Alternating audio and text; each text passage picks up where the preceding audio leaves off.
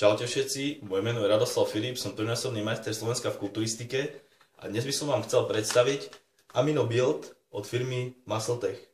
Jedná sa o BCAčka, o práškové BCAčka, ktoré sú rozpustné vo vode, teda treba si to rozrávať vo vode, a o ochutené BCAčka. Jedna dávka má 9 gramov, v 9 gramoch je 8 gramov aminokyselín, ale nie BCAček. BCAček je v jednej dávke 4 gramy dokopy.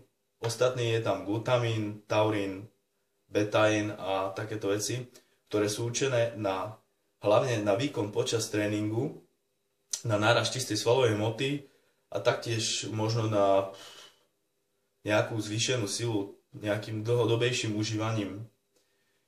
Takže pri chuť je tu Fruit Punch.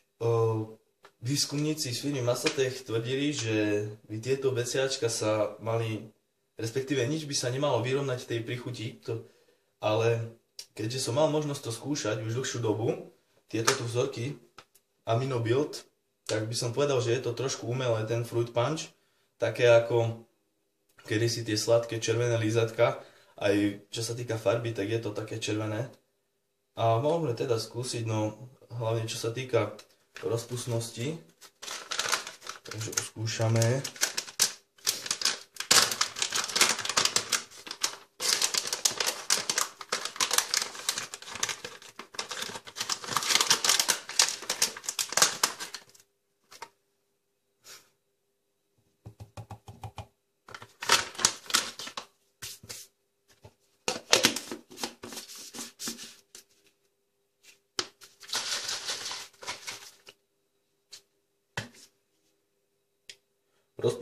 Rozpustnosť je dosť dobrá, trošku je tam peny, ale tak oproti iným BCAčkám, ktoré bývajú, hlavne je tam cítiť často u iných ten leucín ako taký prach nad vodou ešte, čo sa nedokáže dobre rozpustiť, tak ešte čo sa týka príchute.